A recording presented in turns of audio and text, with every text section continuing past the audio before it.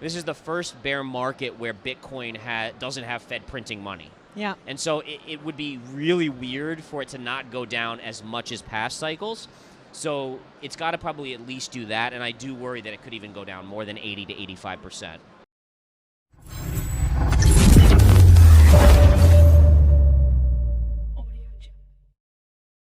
All right, so Bitcoin is probably the quietest it's been in a really long time, which is kind of amazing because the stock market is the wildest it's been in a long time, right? So we've seen this weird divergence where the U.S. dollar yields and the stock market have really been going up and down, and the stock market obviously going down a lot more.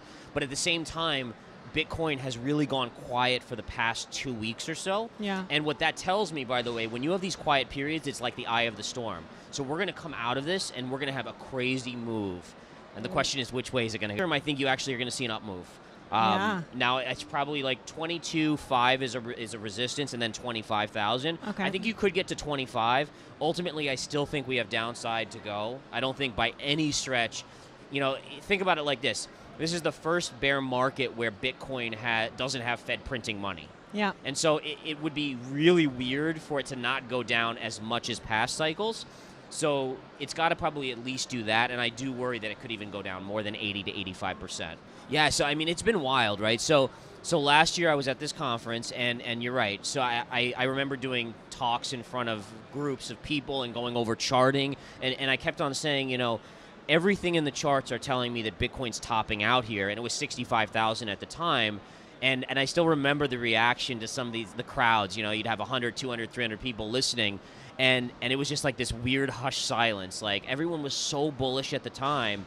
And so when I said stuff like that, I think they kind of were like, oh my goodness, like, I don't even want to look at him, he's like a pariah, But the charts are the charts, and this is the amazing thing about it, is it doesn't matter if it's crude oil, it doesn't matter if it's a stock like Apple or Bitcoin, the charts will tell you the highest probability kind of issue or where it's going to go, and you just have to go with it, because you're not going to be right 100% of the time. No one is.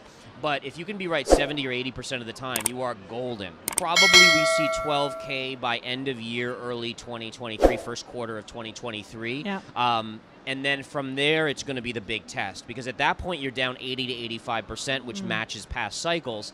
And a lot's going to have to do with what's the Fed doing, how's the economy, how's the stock market, right? We know that in general, even though the last 2 weeks you're not seeing a correlation, if the stock market really takes a big leg down, I do think Bitcoin is pushed lower because people just panic and sell. Yeah. And so it's going to be one of those things where once we get to 12, 13, I'm going to be really zoned in and saying to myself, all right, when is the bottom? I'm going to start looking for those bottoming signals in the charts. At this point, I still have a little Bitcoin, but it certainly is a very minor position for where I want to be. Yeah. I love the idea of being in the position of not being all in, because it gives you the freedom of not, number one, you sleep a lot better at night, right? And number two, you get in this situation of saying, okay, and this is the beauty of charting, is like, the charts predict that it should go down further, but there is always a level that if it gets above, now the charts flip to bullish. So like, so many people in this industry of trading, they're very zoned into like,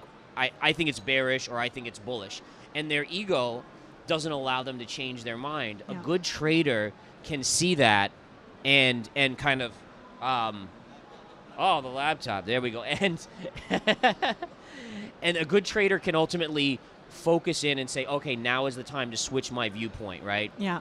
And that's really the best thing about it, is that there will be points where if it gets above a certain level, you just go bullish. Yeah. But until then, I got to be bearish. And the crazy thing about it is that for the most part, I'm not even going to wait to 12,000 before I start hodling, right? Yeah. So as a trader, I've learned the hard way that sometimes things don't hit your targets. Sometimes they go below, sometimes they don't get down to it. So for me, it's like when it's in the teens, I start to accumulate really small positions, but I start to get kind of like dipping the fingers in or the toes in the pond or something. And so, for me, 19,000, then another little bit at 16, then another 13, another 10, and I'll just keep on doing that all the way down. And I think that for the most part, that protects you. If it starts going up before it gets to my 12 to 13 target, you're involved. If it goes below, I can still accumulate more. Like trading with a consolidation period.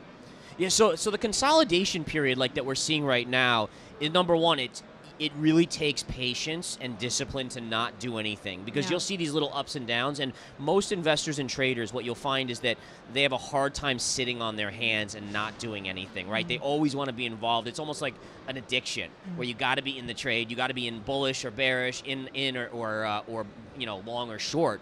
And so for me, it's using that discipline to just say, hey, listen, wait till the chart tells me, right? So I'm looking for key indicators within that chart. It could be a bottoming tail, it could be a bear flag, it could be a time count, and these are the things that you look for. And then when it breaks one way, you start to say, okay, it just broke, now it's going to take this leg to this next target, or that could be to the upside as well. What I love about gold, and everyone hates on gold, but I continue to just absolutely love it, because in this environment, number one, the dollar has rallied like 20% this year. Yeah. And gold, I think at the lows was down like 7%. Yeah. And again, it's so important for people to understand that if you're looking at something like gold and the dollar's up 20, you should see gold down 20%. So even though it's down, it doesn't mean it's a bad thing, because it's showing you that there's relative strength. It means that there's accumulation. So when I see gold down 7% on the year, I'm saying, wait a minute, it should be down 20, so why isn't it? And the answer is smart money's accumulating, right? And right away, as soon as I see smart money accumulating, I'm like, all right, now that's where I want to be. Yeah. So right away, we just saw a pullback recently in the dollar, and gold ripped to the upside. And so again, that's an indicator that, like, all right, look at the size of that move relative to 1 or 2% pullback in the dollar. Again, it went up like 4% or 3%.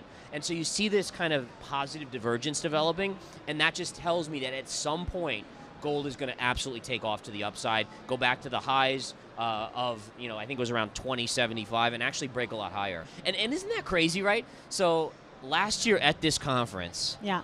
people were like, you got to buy Bitcoin. It's going to go to 100,000 by next month, then 500, because the dollar is going to be worthless. Yeah. And then here we are. I mean, think about the irony of that. Like, here we are, and the dollar is that's what everyone should have This been is in, it. is the U.S. Yeah. dollar. It's gained the most strength. Yeah. So, it's one of those things where I do believe that long-term the dollar is headed down, and there's no doubt that the Fed will eventually be forced to print again. Yeah. But we have to all respect the fact that the dollar is still king of the block, right? When you look at the euro and the yen Yeah. and the pound, it's still looked at as being the strongest one. So you have to respect that in the near term. Doesn't mean in the long term it's not going to lose value, but investors and traders are very focused on, they think things are going to happen too quickly. Yeah. And it just takes time. I mean, Yeah. you can't see a reserve currency like in a year go from being the reserve currency of the world to being like zero. Why is the Dixie so high right now? Oh, so it's high because of a few things. Number one, the Fed is tightening, right? So as the Fed raises interest rates, it sucks liquidity out of the system. So it takes dollars away. So just looking at a standard like supply-demand curve, Yeah. if you take away some of the supply, demand, the price naturally has to rise. And Yeah. I think that's what we've seen. And then if you look at it like, well, now we see the Russia invasion of Ukraine causing instability in Europe and Yeah. potential recessions and all these other things. So you're even seeing like the Bank of England starting to get involved in the pound and get involved with monetary policy. And what that does is it weakens those currencies, which naturally strengthens the dollar, right? So there's a bunch of cross currents that are all lifting the dollar up. Yeah.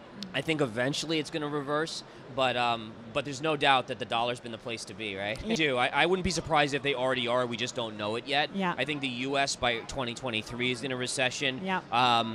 And the question, and this is the scary thing for me, right? So the forecast that I'm seeing for the U.S. markets are that right now everyone's waiting on this Fed pivot. Yeah. And the Fed pivot, by the way, it's not like they're raising rates and then they're going to start dropping rates. All the market wants to see is that instead of 75 basis point hikes, they go to like 50 and then 25. So it's like going up the mountain, and then we just want to see them come back down. Yeah. What we have to recognize is the Fed is not going to start cutting rates for a long time because inflation is too high. Yeah. And that's going to be the next cycle down. So you'll get this Fed pivot, and I think we're going to see a monster rally. I mean, you could see 10, 15% rally in the stock market. But then at some point, investors say, wait a minute, we're now in a bad recession. It's getting worse. We're starting to see jobs numbers, the unemployment rate go higher. All right, Federal Reserve, come save us, come save the day, Superman, and the Fed's not going to come. Yeah. And all of a sudden, the market's going to say, holy cow, there's no one here. We've been saved for the last 20 years by the Fed, if not longer, with Yeah. printing of money.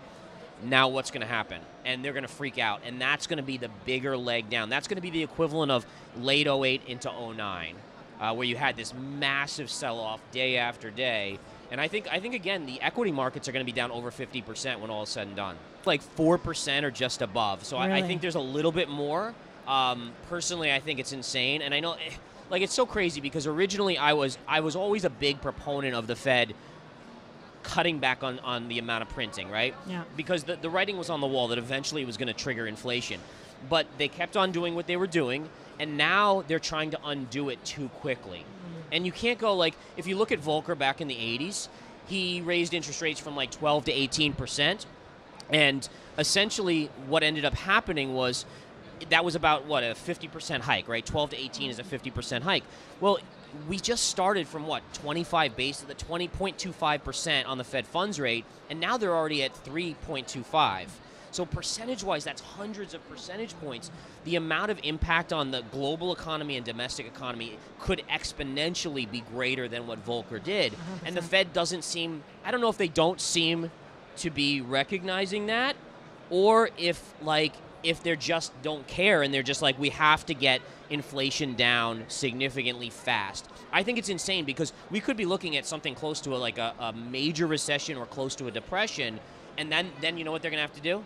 Print again. Yeah. So it's going to get so bad, and this is the problem, is it becomes very political too, right? You see an unemployment rate going to 10%, and now all of a sudden the government and the president's like, all right, you got to come back and save the day again because Right. people are freaking out, and I'm Right. not going to get reelected and all this stuff. So it's a mess.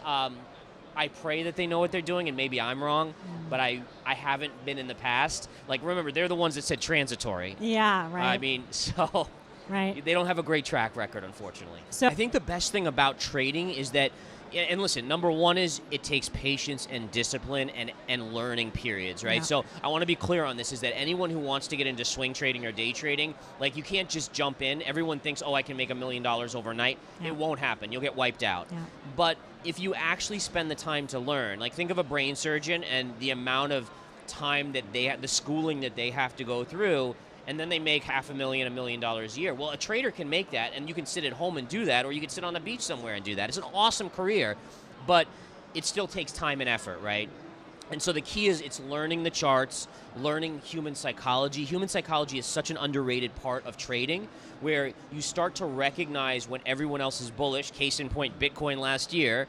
That's more of the top when you shouldn't be chasing. I mean, look at Dogecoin, look at SHIB. I mean, some of these things went parabolic. So many people bought at the last little bit, and then they just got clobbered. So you have to start recognizing the signals and going against your own emotional response.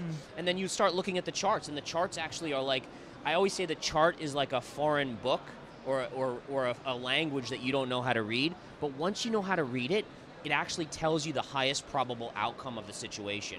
And so you can start saying, okay, this chart is telling me it's going to rally, or this chart is telling me with an 80% chance that it's going to fall, and then you start betting in that direction. You put money, in that direction. Yeah, so basically the courses that I created were, it's kind of my heart and soul of everything I've learned over the last 20 years. So, and by the way, if I could have had these when I first started, I would be so much wealthier. Like, I mean, the amount of money I lost learning this stuff, and I think that's where my passion lies, is like, if I can help people avoid some of the pitfalls that I fell into, that's game changing. And what's amazing is since we've launched, we've had people come up to me, even here, and they're like, listen, I've taken the Winning Trader series, and it's already changed my life. And I mean, number one, that's the coolest thing to hear, right? I mean, Yeah. it just makes you feel wonderful. It makes all the work and effort that we all put in to make this happen worth it.